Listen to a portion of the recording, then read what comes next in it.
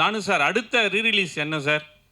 சச்சின் வந்து ரீரிலீஸ் ஆகி கொண்டாடிட்டு இருக்காங்க. அடுத்த கொண்டாட்டம் எந்த ஹீரோ படம்? இங்கே சார், எந்த ஹீரோ படம், என்னென்ன படங்கள்? ஏன்னா பெரிய பேசும்போதே ஜான் சாரும் சொன்னாங்க, தேவி சாரும் சொன்னாங்க, பெரிய பேங்கிங் மெமரிஸான ஒரு கிளாசிக்கல் மூவிஸ் வச்சுருக்கீங்க. எந்த படங்கள்லாம் பண்ணலான்னு ஐடியா பண்ணியிருக்கீங்கன்னு ஷேர் பண்ணிங்கன்னா நல்லாயிருக்கும். கிளாசிக்கல் மூவின்னு சொன்னதொட்டு முந்தானது தான் ராஜீவ் மேனனுக்கு ஃபோன் பண்ணி பேசினேன். கண்டுகொண்டேன் அஜித் நடிக்கிற படம். ஐஸ்வர்யா ராய், தபு, பூஜா பத்ரா, மம்முட்டி, அப்பாஸ், ஏஆர் ரஹ்மான் மியூசிக்கு, ரவிகே சந்திரன் கேமரா, ராஜீவ் மேனன் டைரக்ஷன். அந்த படத்துக்கு உண்டான ஒர்க் பண்ணின்னு இருக்கேன். இதுக்கு அடுத்து வந்து எல்லாருமே இந்த சச்சின் மாதிரி கேட்குற இன்னொரு படம் வந்து காக்கா காக்கா. டைரக்டர் கௌதமே எனக்கு பல முறை ஃபோன் பண்ணி, சார் எல்லாம் கேட்குறாங்க, எனக்கு சீக்கிரம் பண்ணுங்கன்னுவார். அந்த ஒர்க்கும் போயின்னு இருக்குது. இது ரெண்டுத்துக்கு அப்புறம் 2026 வந்து தெரி அண்டு கபாலி பண்ண போகிறேன். Okay sir, thank you. இது வந்து ரிலீஸுக்கு ட்ரெயின் ரெடி ஆகின்னு இருக்குது. அடுத்து ஷூட்டிங்க்கு வாடி வாசல் தயாராகின்னு இருக்குது. சார் சச்சின் எந்த அளவுக்கு வெற்றி, எந்தெந்த நாட்டில் எவ்வளோ தேட்டரு, இப்போ எவ்வளோ? இதை வந்து தம்பி சொல்லப்போனால் நான் வந்து உண்மையிலேயே நல்லா சொன்னீங்க. கிட்டத்தட்ட ஒரு 350 தேட்ரு இது ரிலீஸுக்கு ஓப்பனிங் இருந்ததை விட இப்போ ரிலீஸ் இருக்குது. அதுக்கப்புறம் ஷோ இன்க்ரீஸ் ஆகினே இருக்குது, தேட்ரு இன்க்ரீஸ் ஆகி, ஸ்க்ரீனாக இன்க்ரீஸ் ஆகினு இருக்குது. இது இங்கத்தி மாத்திரம் இல்லை, ஃபாரின்லேயும் இது நடக்குது. சிலோன்லேருந்து நிறைய ஸ்க்ரீன் கிடச்சிது, அமெரிக்காவில் கிடச்சிது, கல்ஃபில் கிடச்சிது. அது போக வந்து யூரோப்பில், யூகேயில் எல்லா இடத்துலையும் ஏறுது, கனடாவில், ஆஸ்திரேலியாவில் எல்லா இடத்துலையும் ஏறி இருக்குது. அதான் முதல் படத்தில் வந்து எனக்கு வந்து ஒரு ஒரு ஒரு ஒரு கௌரவமான ஒரு லாபம்னா அந்த மாதிரி ஒரு 10 மடங்கு லாபம் ரீரிலீஸ் ஆகிறது. அதனால் இது வந்து கமலா தேட்டர் ஓனர் சொன்னார், என்கிட்ட சொன்னார், அந்த தம்பி இந்த படம் வந்து நிச்சயமாக 50 நாள்லேருந்து 100 நாள் போகும்னாரு. அப்போ எல்லாரையும் வர வச்சு கௌரவிச்சு எல்லாருக்கும் அதுக்குண்டான கௌரவத்தை கொடுக்கணும்னு நான் நினைக்கிறேன். நீங்களும் அதில் one of the part. Sir படம் வந்து நல்லா இருக்குது. ஆனால் சில விஷயம் ஸ்க்ரீனில் பார்க்கும்போது கொஞ்சம் கிளார் அடிக்கிற மாதிரி இருக்குது, கொஞ்சம் எரிச்சலாக இருக்கிற மாதிரி இருக்குது. அது நீங்கள் பார்த்தீங்களா சார்? அதாவது தம்பி, இதுவரைலாம் எல்லாருமே பார்த்து இது வந்து கண்ணாடி மாதிரி ஜொலிக்குதுன்னாங்க. முதல் குரல் உங்கள் குரல் தான் அப்படி அவுட் ஆஃப் ஃபோக்கஸ் நிறைய இருந்தது சார். அதுதான் முதல் குரல் உங்களுக்கு தான் தனியாக ஒழிச்சிருக்குது. இது 99 குரல் சரியாக இருந்திருக்குது. அடுத்து சார், அப்புறம் நீங்கள் ரொம்ப நாளாக வந்து சினிஃபீல்டில் இருக்கீங்க, விஜயோட பயணம்லாம் பார்த்துருக்கீங்க. இப்போ வந்து அரசியல் பயணம் எப்படி இருக்கும் சார் அவரது?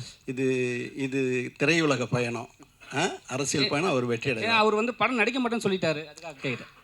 அதாவது தம்பி, இது வந்து யூகத்துக்கு பதில் சொல்ல முடியாது இல்லையா? அடுத்துக்கு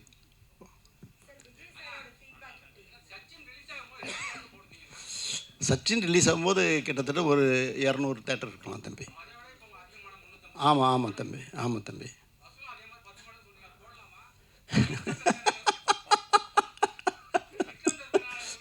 இல்லை, இப்போ எல்லாம் ஒயிட்டில் தான் தம்பி, எதுவுமே இல்லை, தாராளமாக போடலாம் சார். தானு சார், எல்லாம் இன்னொரு சார், ஜெயச்சந்திர பேசுகிறேன் சார். சார், இப்போது நீங்கள் கபாலி ரீரிலீஸ் பண்ணுறேன்னு சொல்லியிருக்கீங்க. பட் கபாலி 2 வந்து பண்ண போகிறேன்னு சொல்லியிருந்தாங்க ஆல்ரெடி. அது ஏதாவது நடந்துட்டுருக்கா சார்? வருமா? இப்போதைக்கு இப்போ சொன்ன லைனப்பில் தான் நான் இருக்கிறேன். அடுத்து வரும்போது சொல்கிறேன். சார், விஜய் சார் பேசினாரா சார் படத்தை? இன்னும் நான் சந்திக்கணும்.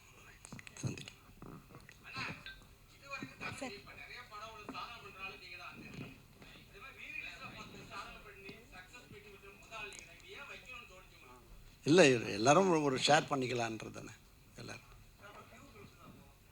இல்லைம்மா, அப்போ பிரிண்ட்டு தான் சார். கிழக்கு சீமையிலே படம் ரீரிலீஸ் பிளான் ஏதாவது இருக்கா? நிறைய பேர் கேட்டிருக்காங்கம்மா, அது பண்ணுறதுக்கு சான்சஸ் இருக்குது.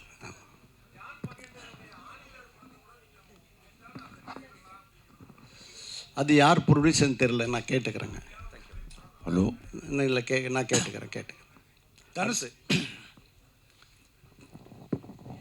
தனு சார், ஒரு கொஸ்டின் கேட்கலாமா? சச்சின்கிற வெற்றிக்கு அந்த பேர் ஒரு மிகப்பெரிய காரணம்னு எல்லாருக்கும் ஃபீலிங். சச்சின் டெண்டுல்கர் பீக்கில் இருந்த டைம் அது எவ்வளோ தூரம் அஃப்கோர்ஸ் ரியலிஸ்டிக்லி உண்மை. ரெண்டாவது கொஸ்டின், மோர் ஹானஸ்ட் கொஸ்டின், ரிலீஸ் ஆன டயத்தில் ட்ரேட் சர்க்கிள்ஸில் ஃபீல் பண்ணாங்க, நினச்ச அளவு வெற்றியை அவங்க அடையலைன்னு. அந்த ஃபிகர்ஸை கோட் பண்ணாங்க. அதுவும் எவ்வளோ தூரம் உண்மைன்னு I just need honest answer. அதாவது நான் எல்லாரும் சம்பாரிச்சதோடு தான் எனக்கு ஓவர்ஃப்ளோ வந்தது. அந்த ஓவர்ஃப்ளோ எடுத்துன்னு போய் ஒரு பகுதி எடுத்துன்னு போய் எஸ்ஏ சந்திரசேகனுக்கு லாபம் வந்ததுன்னு கொடுக்குறேன். சார் லாபம் வந்து சொன்னதே போதும் சார், எங்களுக்கு பணம் வேணான்னு திருப்பி கொடுத்தாரு. இதுதான் உங்களுக்கு ஆன்சர். சொல்லு தம்பி.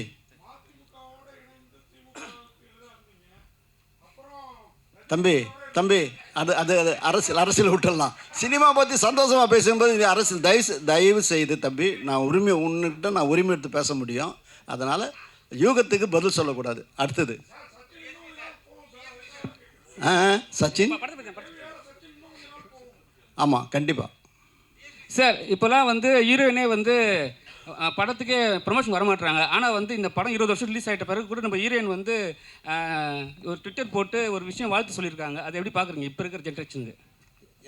ஆமாம் சார், இது வரவேற்கத்தக்கது தம்பி.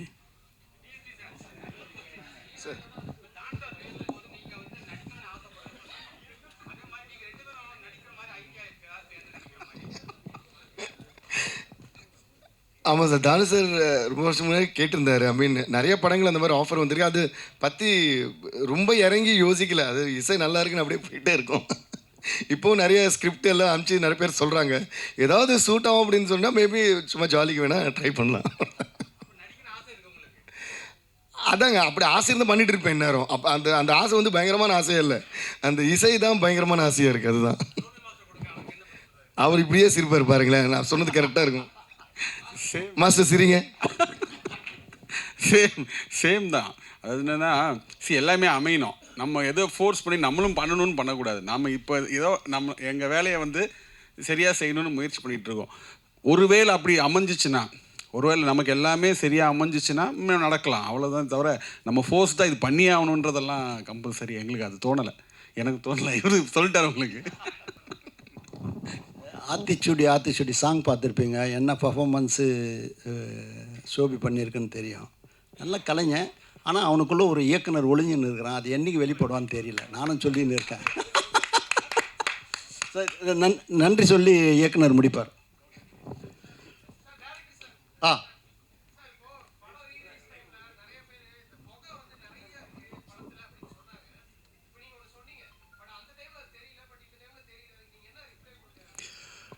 இல்லைங்க, நாங்கள் ஆக்சுவலாக என்னென்னா இந்த புகைன்றது ஆக்சுவலாக ஒரு சர்ரியலிஸ்டிக்காக பண்ணலான்னு சொல்லிட்டு தான் ஜீவாசரன் நாங்களும் பிளான் பண்ணது ஒரிஜினலாக. இப்போ சர்ரியலிசம்ன்றது கொஞ்சம் நேச்சுரல் அப்படி இருக்காது, கொஞ்சம் மிகைப்படுத்தி கொஞ்சம் பண்ணலாமே ஜான். நான் ஏற்கனவே இதே தடவை நான் பண்ணியிருக்கேன். நான் இந்த படத்தில் வேறு ஒரு ஸ்டைல் பண்ணலாம், அதாவது இங்கெல்லாம் கூட ஸ்மோக் இருக்குமான்னு பண்ணலான்ட்டுன்னு. மேபி அந்த டைமில் நாங்கள் கொஞ்சம் ஆடியன்ஸை வந்து இந்த மாதிரி சர்ரியலிஸ்டிக் ஃபிலிம் மேக்கிங்னு ஒன்று இருக்குதுன்னு வந்து அவங்கள வந்து கண்டிஷன் பண்ணியிருக்கலாம். அதனால் வந்து ஜாஸ்தி புகைன்னு ஃபீல் பண்ணாங்க. பட் இன்றைக்கி இருக்கிற ஆடியன்ஸ் வந்து அது பெருசாக யாரும் ஒன்றும் குறையாக சொல்கிறது இல்லை. இன்ஃபேக்ட் சொல்லப்போ நிறைய பேர் வந்துட்டு படம் ஸ்டார்டிங்லேருந்தே நீங்கள் க்ளவுட்லேருந்து ஆரம்பிக்கிறீங்க சார், ஸோ பிகினிங்லேருந்தே இது வந்து அந்த இடத்துல நடக்கிற ஒரு கதை மாதிரி நீங்கள் கண்டிஷன் பண்ணிருக்கீங்கன்றாங்க. பட் நாங்கள் அப்படி நினச்சி பண்ணலை.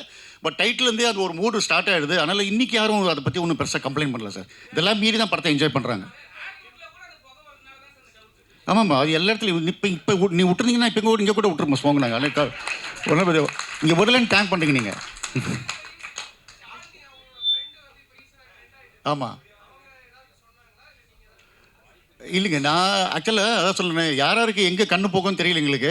எல்லோரும் வந்து விஜய் சாரியும் ஜென்னியும் ரசிச்சுட்டு இருக்கும்போது ஒரு குரூப் வந்து ஃப்ரெண்டு ரசிச்சுருக்காங்க. அது வந்து நிறைய பேரே வந்து ஓப்பனாக இது பண்ணாங்க. எல்லோரும் வந்து ஷாலினியை பார்த்தப்ப நான் மட்டும் இந்த பொண்ணை பார்த்துட்டு இருந்தேன் அப்படின்ட்டுன்னு. அதுக்கப்புறம் வந்து பாவம் யாரோ ஒருத்தவங்க வந்து தேடி கண்டுபிடிச்சி இன்டர்வியூ கொடுத்து அவங்களும் ஒரு வீடியோ கொடுத்து பார்த்தா இப்போ அவங்களுக்கு இன்ஸ்டாலையும் சரி இதுலேயும் பார்த்தா பயங்கரமாக வந்து ஒரு ஃபேன் ஃபாலோயிங் வந்திருக்குது. ஸோ அதான் ஒன்று கிளிக் ஆச்சுன்னா எல்லாமே கிளிக் ஆகிடுன்ற மாதிரி தான். டிஎஸ்பி சார், புஷ்பா 3 ப்ராஜெக்ட் எப்படி போயிட்டுருக்கு? அது நீங்கள் தான் பண்ணுறீங்களா? திடீர்னு பயங்கரமான ஒரு கேள்வி கேட்டீங்க. அது டைம் எடுக்கும் சார். ஆமாம், அது எட்டு ஸ்டார்ட். அவங்களே இன்னும் அந்த டாபிக் போய்கிட்டு இருக்கு சோசியல் மீடியாவில். அதில் நீங்கள் தான் மியூசிக். அது சுகுமார் சார் அஃப்கோர்ஸ். பட் அது ஸ்டார்ட் ஆகும். ஏன்னா அதுக்கு முன்னாடி சுகுமார் சார் பண்ணுற வேறு படம் இருக்குது. ஸோ அதான் இந்த கேள்வி நீங்கள் அவர்கிட்ட தான் கேட்கணும். ஆமாங்க, ஆமாம். அப்புறம் இன்னொன்று பிஃபோர் வி ஃபினிஷ் ஒரு பாயிண்ட் சொல்லணும். வாடி வாடி பாட்டு பற்றி விஜய் சாருக்கு இன்னொரு வாட்டி நன்றி சொல்லிக்கிறேன். அந்த பாட்டு அவர் பாடணும்னு நாங்கள் ஆசைப்பட்டப்போ வந்து பாடினார். அந்த வாடி வாடி வந்து மிகப்பெரிய வெற்றியானதுக்கு ஒரு மிகப்பெரிய காரணமும் அவரோட வாய்ஸு. அது எப்படி ரெக்கார்ட் பண்ணோங்கிறது நீங்கள் வந்து இன்ஸ்டாவில் பாருங்கள். ஜான் சார் வந்து க்ளீனாக ஒரு ரீல் சொல்லியிருப்பார். அது நானும் போஸ்ட் பண்ணியிருந்தேன். அது பார்த்தா ரொம்ப என்ஜாய் பண்ணுவீங்க. சார் சார் அந்த பாட்டை வந்து இவங்க நே விருப்பமா ஒரு 2 வரி பாட சொல்லுவாங்க. வாடி வாடி வாடி வாடி பாட்டு. அதான் அவங்க காட்டுறாங்க இப்படின்றாங்க. அதாவது நீங்கள் சொன்ன ரீல் அவ்வளோ பாப்புலர் ஆயிடுச்சு. விஜய் சாரோட வீட்டில் அவரோட கபோர்டை திறந்து அது மேலே குவில்ட் எல்லாம் போட்டு அதில் நிற்க வச்சு தான் அவர் பாட வச்சோம். மைக்கெல்லாம் உள்ள வச்சு. கபோர்டு இருந்தா சரி. ஏ வாடி வாடி வாடி கைப்படாத சீடி, ஏ வாடி வாடி வாடி வாடி கைப்படாத சீடி, 1000 வாட் பல்பு போல கண்ணு கூசுதேடி.